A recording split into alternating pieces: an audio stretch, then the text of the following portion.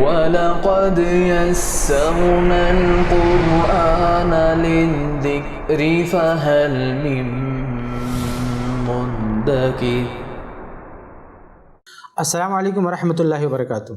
الحمدللہ رب العالمین والصلاۃ والسلام علی رسول الامین وعلی آلہ وصحبہ اجمعین، اما بعد۔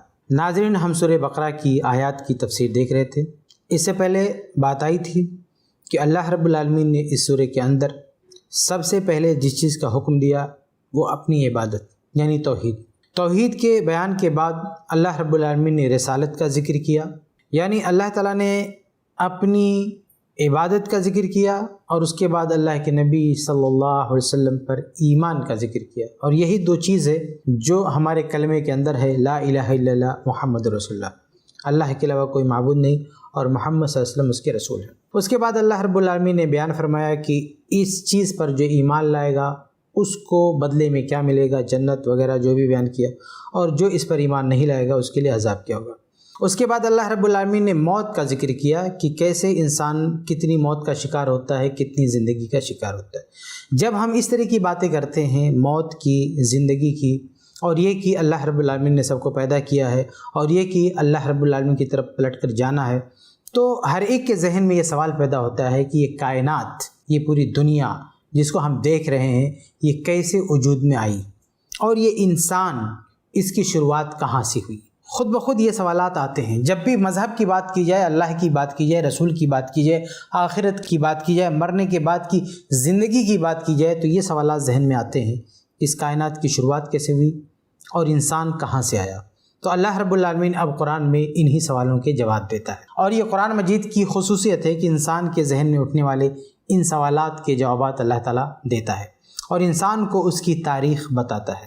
قرآن کے علاوہ یہ حقائق آپ کو کہیں نہیں مل سکیں گے، اور اللہ رب العالمین نے شروع ہی میں کہہ دیا کہ جو کچھ بیان کیا جا رہا ہے یہ مبنی بر حقیقت ہے، اس میں کسی قسم کے شک شبہ کی گنجائش نہیں ہے۔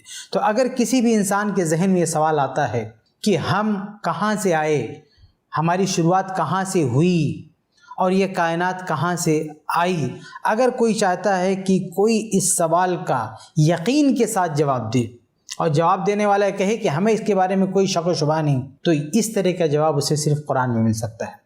قرآن کے علاوہ دیکھیے بہت سارے لوگ اپنی اپنی بات رکھیں گے، لیکن کوئی بھی آدمی گارنٹی کے ساتھ 100% یقین کے ساتھ نہیں کہہ سکتا کہ ہم جو معلومات دے رہے ہیں وہ بالکل سچ ہے، صحیح ہے۔ لیکن قرآن پوری یقین کے ساتھ کہہ رہا ہے یہ جو معلومات دی جا رہی بالکل سچ ہے، اس کے خلاف کوئی بھی چیز نہ ثابت ہے، نہ کوئی ثابت کر سکتا ہے۔ تو اب آئیے آگے کی آیات دیکھتے ہیں جن میں اللہ رب العالمین نے اس کائنات کے آغاز کے بارے میں بتایا ہے اور انسانیت کے آغاز کے بارے میں بتایا ہے۔ اللہ فرماتا ہے هو الذی خلق لکم ما فی الارض جمیعا، وہی وہ ذات ہے جس نے زمین میں موجود ساری چیزوں کو پیدا کیا۔ اس آیت میں اللہ تعالیٰ فرما رہا ہے کہ زمین میں جو کچھ ہے، انسان ہیں، حیوانات ہیں، یہ پیڑ پودے ہیں، پانی ہے، اور یہ سمندر ہے، جو کچھ ہے یہ سب کچھ اللہ رب العالمین نے انسانوں کے لیے پیدا کیا ہے۔ هو الذی خلق لکم ما فی الارض جمیعا، کہ وہی وہ ذات ہے جس نے زمین کی ساری چیزوں کو تمہارے لیے پیدا کیا۔ اب ہم آگے بڑھنے سے پہلے اس آیت کے اندر ایک اور جو مفہوم ہے اس کو بھی دیکھ لیتے ہیں، وہ یہ کہ یہ آیت بتاتی ہے کہ پوری زمین اور زمین کے اندر موجود ساری چیز یہ انسانوں کے فائدے کے لیے ہے۔ اللہ رب العالمین نے انسانوں کے فائدے کے لیے بنایا، ان کے استفادے کے لیے بنایا۔ اب انسان کو یہ حق حاصل ہے کہ زمین کی ساری چیزوں سے استفادہ کرے۔ اسی طرح اس آیت کے اندر احکام میں سے ایک حکم شرعی واضح ہوتا ہے ہمارے سامنے، وہ یہ کہ زمین کی ساری چیزیں انسان کے لیے حلال ہیں اور جائز ہیں۔ جب اللہ تعالیٰ نے کہا کہ هو الذی خلق لکم ما فی الارض جمیعا، کہ زمین میں جتنی بھی چیزیں ہیں اللہ تعالیٰ نے سب کو تمہارے لیے پیدا فرمایا، تو گویا کہ اللہ تعالیٰ کہہ رہا ہے یہ سب تمہارے لیے، یعنی ہمارے لیے سب کچھ جائز ہے، زمین میں جتنی چیزیں ہیں سب کچھ جائز ہے ہمارے لیے۔ تو یہاں سے ایک شرعی حکم نکلتا ہے کہ اصولی طور پر جتنی بھی چیزیں زمین میں پائی جاتی ہیں سب انسان کے لیے جائز ہے۔ مثال کے طور پر حیوانات کا مسئلہ ہے، اسی طرح سے پھلوں کا مسئلہ ہے، اسی طرح سے سمندر کی مچھلیوں کا مسئلہ ہے۔ جتنی بھی چیزیں زمین میں پائی جاتی ہیں وہ سب کی سب ہمارے لیے جائز ہیں، اس آیت سے پتہ چلتا ہے۔ صرف ان چیزوں کو ہم ناجائز کہہ سکتے ہیں جن کو اللہ کے نبی صلی اللہ علیہ وسلم نے یا خود قرآن میں اللہ تعالیٰ نے دوسری جگہوں پر ناجائز اور حرام کہا ہے۔ جیسے آگے ہم قرآن میں بڑھیں گے تو خود اللہ تعالیٰ نے قرآن مجید میں بیان فرمایا ہے کہ سور تمہارے لیے حرام ہے، تم اس کو نہیں کھا سکتے۔ ایسی کئی چیزیں ہیں۔ ایسے ہی حدیث میں اللہ کے نبی صلی اللہ علیہ وسلم نے اصولی طور پر یا باقاعدہ نام لے کر ایسے کئی جانوروں کا نام بتایا ہے جنہیں ہم نہیں کھا سکتے۔ اسی طرح زمین میں پائی جانے والی اور بھی بہت ساری چیزیں ہیں جن سے استفادہ ایک انسان، ایک مسلمان نہیں کر سکتا ہے۔ تو یہ اصولی بات ذہن میں رکھیں کہ بائی ڈیفالٹ یعنی اصولی طور پر ساری چیزیں حلال ہوں گی، حرام صرف وہ ہوں گی، زمین کی وہ چیزیں صرف حرام ہوں گی جن کو قرآن میں نام لے کر حرام کہا گیا یا احادیث میں نامزد حرام کہا گیا۔ اگر قرآن و حدیث میں زمین میں پائی جانے والی چیزوں میں سے کسی کو حرام نہیں کہا گیا ہے تو اس آیت کی روشنی میں وہ ہمارے لیے جائز اور درست ہے، کیونکہ آیت ایک اصولی حکم بتا رہی ہے کہ زمین کی ساری چیزیں ہمارے لیے جائز ہیں۔ اب یہاں نام لینے کی ضرورت نہیں کہ فلاں چیز جائز ہے، فلاں چیز جائز ہے، کیونکہ جائز چیزوں کی تعداد زیادہ ہے۔ یہ پوری دنیا، یہ پوری زمین بھری پڑی ہے چیزوں سے، حیوانات سے اور بہت ساری چیزوں سے۔ اب ظاہر ہے کہ سب کو اگر ایک ایک کا نام لے کر بیان کیا جائے، یہ بھی جائز، یہ بھی جائز، یہ بھی جائز، یہ بھی جائز، تو یہ فہرست بہت لمبی ہو جائے گی۔ اسی طرح اللہ کے نبی صلی اللہ علیہ وسلم نے حلال چیزوں کو جو بیان فرمایا ہے تو نام لے کر نہیں، کہیں کہیں کچھ چیزوں کا نام بھی آئے، لیکن عام طور سے اصولی طور پر بتایا گیا کہ یہ چیزیں حلال ہیں۔ ہاں جو حرام ہے ان کو گنا دیا گیا ہے اور ان کو بھی کبھی کبھی اصولی طور پر گنایا گیا ہے۔ مثال کے طور پہ یہ ہے کہ کوئی درندہ ہے، کوئی پنجے سے شکار کرنے والا ہے، تو وہاں بھی دیکھیے کچھ اصول دیے گئے کہ اس اصول کے زد میں جو جانور آتے ہیں وہ سب حرام اور ناجائز ہیں۔ باقی اصلاً اس زمین میں پائی جانے والی ساری چیزیں ہمارے لیے جائز ہوں گی۔ تو اللہ فرماتا ہے هو الذی خلق لکم ما فی الارض جميعا۔ اتنی وضاحت کے بعد آپ کے سامنے ایک سوال کا جواب مل جانا چاہیے، وہ یہ کہ بہت سارے لوگ کہتے ہیں کہ بھینس یہ حلال ہے، اس بات کا کیا ثبوت ہے؟ اس طرح کے سوالات لوگ کرتے ہیں۔ تو بھینس حلال ہے، ہم اس کو کھا سکتے ہیں، اس چیز کا ثبوت یہ آیت ہے هو الذی خلق لکم ما فی الارض جميعا۔ اصل میں لوگ کہنا یہ چاہتے ہیں کہ آج ہندوستان میں یا بہت ساری جگہوں پر آپ بھینس کھاتے ہیں، تو عرب میں تو بھینس تھی ہی نہیں۔ یعنی اللہ کے نبی صلی اللہ علیہ وسلم جب تک زندہ تھے، آپ کے دور میں، دور رسالت میں بھینس کبھی عرب میں نہیں آئی، مکہ مدینہ میں کبھی بھینس نظر نہیں آئی۔ بعد میں بھینس گئی وہاں پہ، لیکن نبی صلی اللہ علیہ وسلم کے دور میں بھینس نہیں دیکھی گئی وہاں پہ، اور نہ قرآن میں بھینس کا ذکر ہے، نہ حدیث میں بھینس کا ذکر ہے۔ تو کیسے اس کو حلال کرو گے؟ حلال نہیں کرو گے تو کھاؤ گے کیسے؟ اس طرح کے کچھ لوگ سوالات کرتے ہیں۔ تو اس کا جواب یہ ہے کہ یہ جو اصول اللہ تعالیٰ نے دیا نا، هو الذی خلق لکم ما فی الارض جميعا، زمین میں جتنی بھی چیزیں، چاہے وہ مکہ میں ہو، چاہے مدینہ میں ہو، چاہے زمین کی کسی خطے میں ہو، چاہے کسی ایسے جزیرے پر ہوں جہاں تک ابھی ہم کو ایکسس نہیں ملا ہے، کل کو ہم پہنچ جائیں وہاں پہ تو وہاں بھی کوئی چیز ہے تو ہمارے لیے حلال اور جائز ہے۔ صرف ان چیزوں کو ہم حرام کہہ سکتے جن کو قرآن اور حدیث میں الگ سے حرام کہا گیا۔ تو بھینس اس آیت کی روشنی میں حلال ثابت ہوتی ہے۔ اب الگ سے کوئی آیت یا حدیث نہیں ہے جو اسے حرام قرار دے، اس لیے یہ چیز کیا ہے؟ حلال ہے۔ اسی آیت اور اس مفہوم کی احادیث سے فقہاء نے، علماء نے ایک قاعدہ اخذ کیا ہے کہ الاصل فی المعاملات الحلہ، کہ معاملات میں یا پھر کھانے پینے کی چیزوں میں یا پھر معقولات میں، مشروبات میں اصل یہ ہے کہ وہ حلال ہے۔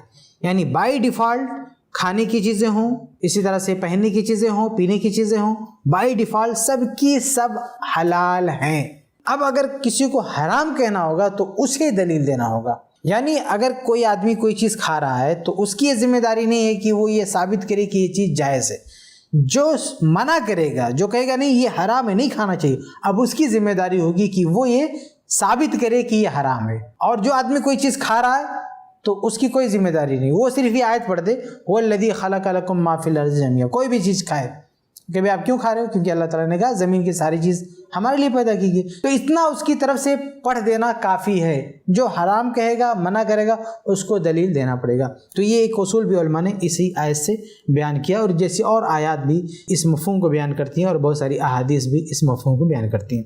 تو اللہ رب العالمین نے جب کائنات کے آغاز کے سلسلے میں بات شروع کی تو سب سے پہلے یہی کہا کہ زمین میں جتنی بھی چیزیں ہیں سب تمہارے لیے بنائی گئی ہیں۔ اس کے بعد آگے کہا ثم استوى الى السماء، پھر اللہ تعالیٰ نے قصد کیا آسمان کی طرف۔ یعنی جب زمین کو اللہ تعالیٰ نے بنایا تو زمین کو بنانے کے بعد اللہ تعالیٰ نے آسمان کا قصد کیا جس کو ہم دیکھ رہے ہیں. تو یہ جو ہماری نگاہوں کے سامنے آتے ہیں زمین کے نظارے اور یہ آسمان، تو ہمارے دل میں جو سوال پیدا ہوتا ہے زمین کس نے بنائی، یہ آسمان کس نے بنایا؟ تو اللہ تعالیٰ جواب دے رہا ہے کہ زمین اللہ تعالیٰ نے بنائی، زمین کی ساری چیزیں اللہ نے بنائی، وہ بھی تمہارے لیے. اس کے بعد اللہ تعالیٰ نے قصد کیا آسمان کی طرف. یہاں سے کچھ اہل علم نے کہا ہے کہ آسمان پہلے سے موجود تھا، اس کی کوئی شکل تھی، اور اللہ تعالیٰ نے زمین بنایا اور اس کے بعد آسمان کو بھی ایک شکل دی کہ 7 طبقات اس میں بنائے، 7 آسمان بنائے. فَسَوَّاهُنَّ 7 سماوات، اللہ تعالیٰ نے 7 آسمان بنائے. وَهُوَ بِكُلِّ شَيْءٍ عَلِيمٌ، اور اللہ تعالیٰ ہر چیز کو جاننے والا ہے. میرے بھائیو، اگر آپ آسمانوں کی سیر کریں گے، آسمان میں جائیں، تو آج پوری دنیا پریشان ہے، سائنٹسٹ پریشان ہے کہ اس کی انتہا کہاں ہے اور کہاں تک ہم جا سکتے ہیں، کہاں تک پہنچ سکتے ہیں، اس کے بعد کیا ہے، اس کے بعد کیا ہے. اور اللہ تعالیٰ آسمان کا ذکر کرتے ہی بول دیا وَهُوَ بِكُلِّ شَيْءٍ عَلِيمٌ، اللہ تعالیٰ کو ہر چیز کا علم ہے. آسمان کی کتنی بھی بلندیوں پر آپ پہنچ جائیں، کتنی دور نکل جائیں، کوئی چیز ہو سکتی ہے جہاں انسان کی پہنچ نہ ہو، جو انسان کے علم میں نہ ہو، لیکن اللہ کے علم میں ہر چیز ہے. کوئی بھی آدمی اگر آسمان کے بارے میں ریسرچ کرے اور دیکھے تو اس کو پتہ چلے گا کہ ہماری اوقات کیا ہے، ہماری حیثیت کیا ہے. ہماری زمین تو ایک چھوٹی سی بندی ہے ان تمام سیاروں کے مقابلے میں، باقی یہ کائنات کتنی وسیع ہے. تو وہ پریشان ہو جاتا ہے، حیران رہ جاتا ہے کہ آخر ان ساری جگہوں پر کیا ہوگا، کس کو پتہ ہوگا. اللہ کہتا ہے وَهُوَ بِكُلِّ شَيْءٍ عَلِيمٌ، اللہ تعالیٰ کو یہ سب کچھ پتہ ہے. تو یہ کائنات، زمین اور آسمان، یہ پوری کائنات، اس کو بنانے والا کون ہے؟ اللہ تبارک و تعالیٰ. وَهُوَ بِكُلِّ شَيْءٍ عَلِيمٌ، اور وہ ہر چیز کا جاننے والا ہے. اللہ تبارک و تعالیٰ نے یہاں پر اجمالی طور پر اتنا بیان کر دیا کہ زمین اور اس کی ساری چیزیں اللہ نے انسانوں کے لیے پیدا کیا. اس کے بعد آسمان کو اللہ تعالیٰ نے پیدا کیا، اور یہ زمین، آسمان، یہاں جو کچھ ہے سب کے بارے میں اللہ تعالیٰ جانتا ہے. یہاں پر اللہ رب العالمین نے اجمال کے ساتھ اتنی چیزیں بیان کرنے کے بعد اب آگے اللہ تعالیٰ انسانیت کے آغاز کا ذکر کر رہا ہے. یہ کائنات کا وجود کیسے ہوا اللہ نے بتا دیا کہ اللہ تعالیٰ نے اس کو پیدا کیا ہے. اب انسانیت کا وجود کیسے ہوا، انسان کہاں سے آیا، آدمی کہاں سے آیا، یہ بھی سوال انسان کے ذہن میں آتا ہے. تو اللہ تعالیٰ نے آگے اس سوال کا جواب دیا، اور اللہ رب العالمین نے انسان کی پوری تاریخ بیان فرمائی کہ آدمی آیا کہاں سے، کیسے پیدا کیا گیا، کیوں پیدا کیا گیا، اس کا پورا بیک گراؤنڈ کیا ہے، وہ اللہ تعالیٰ بیان فرماتا ہے. اور قرآن کی ان آیات کے علاوہ یہ انفارمیشن اور انسانی تاریخ کا یہ پہلو کوئی ان دنیا والوں کے سامنے نہیں بیان کر سکتا. یہ اللہ رب العالمین جو احکم الحاکمین ہے، سب کو پیدا کرنے والا ہے. چونکہ اللہ تعالیٰ نے ہم کو پیدا کیا، اس سے اللہ تعالیٰ نے یہ ساری معلومات بھی ہمارے سامنے رکھ دی ہیں کہ انسانوں کا وجود کیسے ہوا، ان کا آغاز کیسے ہوا. اللہ فرماتا ہے وَإِذْ قَالَ رَبُّكَ لِلْمَلَائِكَةِ، کہ جب اللہ رب العالمین نے فرشتوں سے کہا. فرشتے کون ہیں؟ انشاءاللہ آگے بہت ساری آیات آئیں گی اور ساتھ ہی ساتھ ان کی صفات کا بھی ذکر ہوگا. یہاں بطور خلاصہ یہ سمجھ لیں کہ فرشتے اللہ تعالیٰ کی ایک مخلوق ہیں جن کو اللہ رب العالمین نے نور سے، روشنی سے پیدا کیا ہے. اور فرشتوں کی صفات میں سے ایک اہم صفت یہ ہے کہ اللہ رب العالمین کی نافرمانی نہیں کرتے ہیں، اور جو کچھ اللہ تعالیٰ حکم دیتا ہے یہ اس کو بجا لاتے ہیں. یہ اللہ تعالیٰ کی عبادت کرتے ہیں، اللہ کی نافرمانی نہیں کرتے ہیں. اللہ رب العالمین نے اور اللہ کے نبی صلی اللہ علیہ وسلم نے ایک مسلمان کو ایمان کی جو تعلیم دی ہے، ایمان کے جو ارکان بتائے ہیں، انہی میں سے ایک رکن ایمان بالملائکہ ہے، یعنی فرشتوں پر ایمان لانا ہے. تو جس طرح سے یہ انسان اللہ تعالیٰ کی مخلوق ہیں، اللہ تعالیٰ نے انسانوں کو پیدا کیا ہے، ایسے فرشتے بھی اللہ تعالیٰ کی مخلوق ہیں، اللہ تعالیٰ نے ان کو پیدا کیا ہے. ان کے بارے میں بہت ساری صفات ہیں جو قرآن میں مذکور ہیں، آگے آیتوں میں ہم دیکھیں گے، احادیث میں مذکور ہیں. ان پر ایمان لانا ہمارے ایمان کا ایک پارٹ ہے، ہمارے ایمان کا ایک حصہ ہے. اب ان پہ ایمان لانے کی تفصیلات بہت ہیں، لیکن اجمالی طور پہ اتنا ذہن میں رکھیں کہ جب تک ہم فرشتوں پر ایمان نہیں لائیں گے ہمارا ایمان مکمل نہیں ہو سکتا. تو یہ فرشتے اللہ تعالیٰ کی مخلوق ہیں. تو اللہ تعالیٰ کہتا ہے وَإِذْ قَالَ رَبُّكَ لِلْمَلَائِكَةِ، جب آپ کے رب نے فرشتوں سے کہا اِنِّي جَاعِلٌ فِي الْأَرْضِ خلیفہ، کہ میں زمین میں خلیفہ بنانے والا ہوں۔ خلیفہ کا مطلب کیا ہے؟ قرآن کا لفظ ہے خلیفہ۔ خلیفہ کا کیا مطلب ہے؟ اس کے بارے میں بہت ساری باتیں کہی جاتی ہیں۔ مثال کے طور پر ایک بات یہ کہی جاتی ہے کہ زمین پر انسانوں سے پہلے بھی جنات آباد تھے۔ جن یہ بھی اللہ تعالیٰ کی ایک مخلوق ہے، ان کا ذکر بھی آئے گا آگے۔ تو فرشتے یہ نور سے پیدا کیے گئے ہیں، اور یہ جو جن ہے شیاطین ہیں یہ آگ سے پیدا کیے گئے۔ تو بعض لوگوں نے کہا ہے کہ جب اللہ تعالیٰ نے یہ دھرتی بنائی، زمین بنائی، آسمان بنائے، تو انسان پہلی مخلوق نہیں ہے جس کو یہاں پہ رہنے کے لیے پیدا کیا گیا، بلکہ انسانوں سے پہلے اسی دھرتی پر جناتوں کا بسیرا تھا۔ ان کو اللہ تعالیٰ نے پیدا کیا، اور انہوں نے یہاں پر رہتے ہوئے بہت خون خرابہ کیا اور بہت فساد مچایا، بہت دہشت برپا کی۔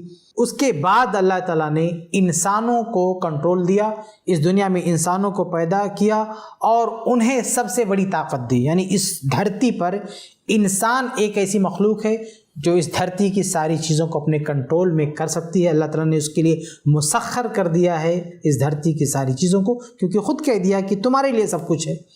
تو پہلے یہاں پر یعنی اس دھرتی پر جنات کا راج ہوتا تھا، اور اب انسان کا راج ہے، اب انسان کی حکومت ہے، اب انسان اس دھرتی پر آباد ہے۔ تو کچھ لوگوں نے کہا ہے کہ خلیفہ کا مطلب ہوتا ہے ایک کے بعد دوسرے کا آنا۔ تو جن کے بعد چونکہ انسان اس دھرتی پر آیا ہے، اس لیے اس کو خلیفہ کہا گیا۔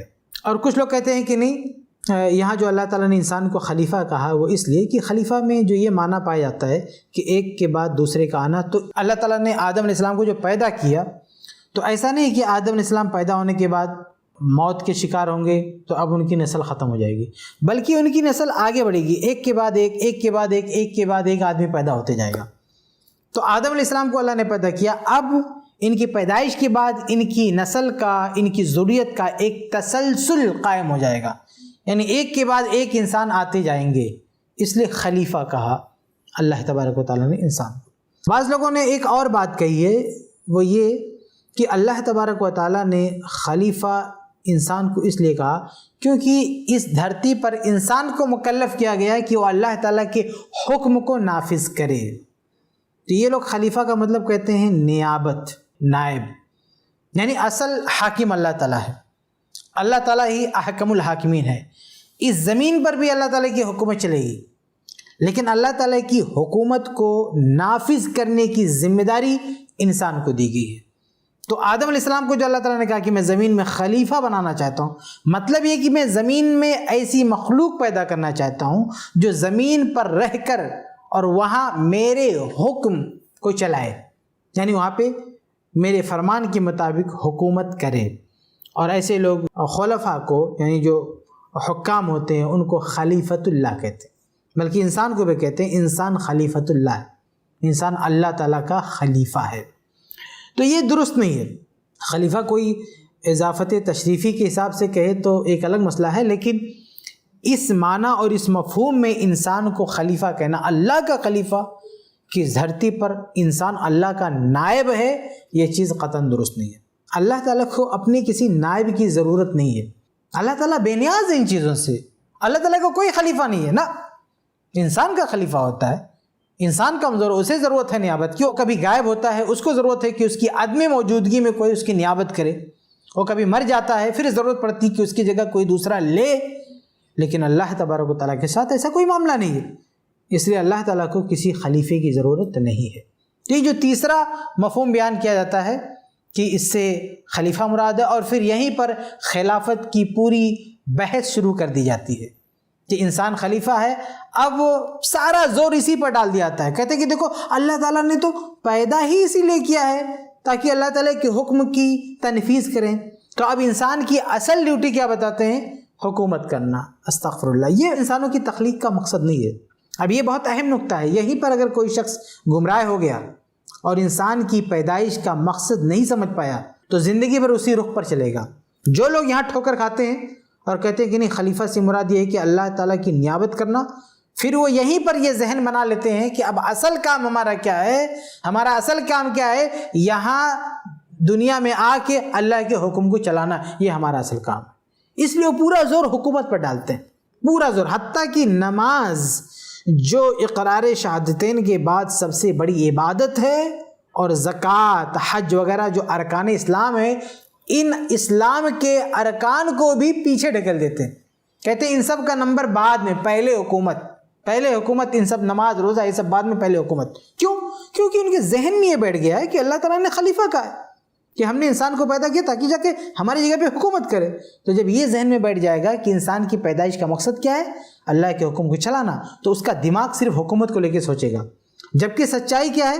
اللہ تبارک و تعالیٰ نے بہت ہی کلیئر طور پر دوسری جگہوں میں قرآن میں کہا ہے وَمَا خَلَقْتُ الْجِنَّ وَالْإِنسَ إِلَّا لِيَعْبُدُونَ، کہ ہم نے انسانوں اور جناتوں کو صرف اپنی عبادت کے لیے پیدا کیا، حکومت کرنے کے لیے نہیں، عبادت کے لیے پیدا کیا. ہر انسان کی پیدائش کا مقصد اللہ تعالیٰ کی عبادت ہے، حکومت نہیں ہے. ورنہ آپ غور کریں، اگر تھوڑی دیر کے لیے یہ مان لیا جائے کہ انسانوں کی پیدائش کا مقصد اللہ کی طرف سے ان کا حکومت کرنا ہے، تو ذرا سوچئے کہ اللہ رب العالمین نے اس دھرتی پر بہت سارے انبیاء اور رسول بھیجے، ان میں سے کتنے انبیاء ایسے تھے جو حاکم تھے، جو حکومت کرتے تھے. آپ انگلیوں پر گن سکتے ہیں ان نبیوں کے نام جنہوں نے اس دھرتی پر آنے کے بعد حکومت کی ہو. جیسے کس کا نام لیں گے؟ ہمارے نبی محمد صلی اللہ علیہ وسلم امام الانبیاء، ان کا نام بھی لے سکتے ہیں. داؤد علیہ السلام کا نام لے سکتے ہیں، سلیمان علیہ السلام کا نام لے سکتے ہیں، یوسف علیہ السلام کا نام لے سکتے ہیں. ایسے کچھ انبیاء علیہ السلام کا نام لے سکتے ہیں جنہوں نے اس دنیا میں آنے کے بعد حکومت کی. لیکن انبیاء علیہ السلام کی کل تعداد ان سے کہیں زیادہ ہے. یعنی ان کی تعداد میں جو اکثریت ہے، اکثر انبیاء علیہ السلام کا جو حال ہے وہ حکومت کرتے ہوئے نہیں نظر آتے ہیں. اللہ تعالیٰ نے ان کی جو سیرت، ان کا جو ذکر کیا ہے، اس میں ان کی حکومت کا ذکر نہیں کیا. تو پتہ چلا کہ بہت سارے انبیاء اور رسول اس دنیا میں آئے، اس دنیا سے گئے، لیکن وہ حاکم نہیں تھے، انہوں نے حکومت نہیں کیا، کوئی حکومت نہیں کی انہوں نے. تو کیا کہا جائے گا کہ یہ وہ انبیاء تھے جو اپنی بعثت کا مقصد پورا نہیں کر سکے؟ ہرگز نہیں. بلکہ انبیاء علیہ السلام کی بعثت کا مقصد لوگوں کو دین کی دعوت دینا ہے، لوگوں کو توحید کی طرف بلانا ہے، اللہ کی عبادت پر لگانا ہے. یہ انبیاء علیہ السلام کی بعثت کا مقصد ہے، اور یہی پوری انسانیت کی تخلیق کا مقصد ہے. اللہ تعالیٰ نے بہت کلیئر طور پر کہا وَمَا خَلَقْتُ الْجِنَّ وَالْإِنسَ إِلَّا لِيَعْبُدُونَ، ہم نے انسانوں جناتوں کو صرف اپنی عبادت کے لیے پیدا کیا، حکومت کے لیے نہیں، اپنی عبادت کے لیے پیدا کیا. اور انسان اپنا یہ مقصد حکومت کیے بغیر بھی پا سکتا ہے. جیسا کہ ذکر کیا گیا کہ بہت سارے انبیاء علیہ السلام آئے، اپنی تخلیق کا مقصد یقیناً ان لوگوں نے پورا کیا، لیکن وہ حکومت نہیں کر سکے. اس طرح اللہ کے نبی صلی اللہ علیہ وسلم نے ایک حدیث میں بہت ہی واضح طور پر بیان فرمایا کہ خلافت یعنی حکومت رہے گی، اس کے بعد ختم ہو جائے گی، پھر رہے گی، پھر ختم ہو جائے گی. تو اللہ کے نبی صلی اللہ علیہ وسلم نے انقطاع بتایا ہے کہ یہ جو حکومت ہے یہ آتی جاتی رہتی ہے، لیکن دین پر عمل کرنے والے مسلمان، ان کے بارے میں تو اللہ کے نبی صلی اللہ علیہ وسلم فرماتے ہیں لا تزال طائفۃ من امتی، میری امت کا ایک گروہ ہمیشہ غالب رہے گا، ہمیشہ حق پر رہے گا. یعنی ایسا نہیں ہو سکتا ہے کہ کوئی ایسا زمانہ آ جائے کہ حق پر رہنے والی جماعت کا وجود ہی نہ ہو. یعنی پوری دنیا میں کوئی بھی انسان ہو ہی نہ جو حق پر تھا، ایسا کبھی نہیں ہو سکتا. حق پر رہنے والے ہر دور میں رہیں گے، لیکن حکومت ہر دور میں نہیں رہے گی. تو اگر حکومت ہی اصل ہوتی، حکومت ہی انسانوں کی پیدائش کا مقصد تھا، تو حکومت میں تسلسل ہوتا. لیکن حکومت میں تسلسل نہیں ہے. ہاں، اللہ کی عبادت میں تسلسل ہے. قیامت تک ایک پل بھی ایسا نہیں آ سکتا کہ اس دھرتی پر اللہ کی عبادت کرنے والا کوئی انسانی گروہ نہ ہو، ایسا کبھی نہیں ہو سکتا. ہمیشہ کوئی نہ کوئی اللہ تعالیٰ کی عبادت کرتا رہے گا. لیکن حکومت یعنی اللہ تعالیٰ کے فرمان کے مطابق فیصلے کرنا، یہ ہو سکتا ہے کہ ایسا کوئی نہ کر رہا ہو، ایسا ہو سکتا ہے. تو خلاصہ کلام یہ کہ اللہ رب العالمین نے یہاں پہ بیان فرمایا کہ انی جاعل فی الارض خلیفہ، میں زمین میں خلیفہ بنانے والا ہوں. انسان کو اللہ تعالیٰ خلیفہ کہہ رہا ہے. اس کے بہت سارے معنی لوگ مراد لیتے ہیں جن کی طرف اشارہ کیا گیا، لیکن صحیح معنی مفہوم یہ ہے کہ یہاں خلیفہ سے مراد ایک کے بعد ایک آنے والی قوم ہے. تو انسان جب پیدا ہوگا تو انسان ختم نہیں ہوگا، بلکہ ایک کے بعد ایک اس کی نسل آگے بڑھتی جائے گی۔ یہی مراد ہے اللہ تعالیٰ کے اس فرمان میں، انی جاعل فی الارض خلیفہ، میں زمین میں خلیفہ بنانے والا ہوں۔ یہاں پہ جو لوگ ترجمہ کرتے ہوئے اپنا بڑھا دیتے ہیں، میں زمین میں اپنا خلیفہ بنانے والا ہوں، یہ قرآن میں کہیں نہیں ہے، اپنا کا لفظ نہیں ہے، یہ نہیں کہ اللہ تعالیٰ نے خلیفتی میں اپنا خلیفہ بنانا چاہتا ہوں، نہیں، خلیفتن کہا ہے کہ میں زمین میں خلیفہ یعنی ایسی قوم پیدا کرنا چاہتا ہوں جو ایک کے بعد ایک آگے بڑھتی رہے گی۔ اب ان کی تخلیق کا مقصد کیا ہے؟ اللہ تعالیٰ نے دوسری جگہ کلیئر طور پر بیان کیا ہے کہ مقصد ان کی تخلیق کا صرف اللہ کی عبادت ہے، بلکہ اسی آیت کے اگلے الفاظ دیکھیں گے تو آپ کو پتہ چل جائے گا کہ یہ سیاق بھی بتاتا ہے کہ مقصد انسانوں کی پیدائش کا یہی ہے کہ وہ اللہ تعالیٰ کی عبادت کریں۔ وقت ہو چکا، ہم اسی پہ اکتفا کرتے ہیں۔ انشاءاللہ آیت کی جو اگلے الفاظ ہیں ہم اگلی مجلس میں اس کی تفسیر دیکھیں گے۔ اللہ تعالیٰ ہم سب کو قرآن و حدیث کے مطابق زندگی گزارنے کی توفیق عطا فرمائے۔ آمین رب العالمین۔ السلام علیکم ورحمۃ اللہ وبرکاتہ۔ الحمدللہ، اس سیریز کو بنانے میں خالد العمیری اور ان کی فیملی نے پورا تعاون کیا ہے۔ ایسے ہی اور ویڈیوز بنانے میں ہماری مدد کریں۔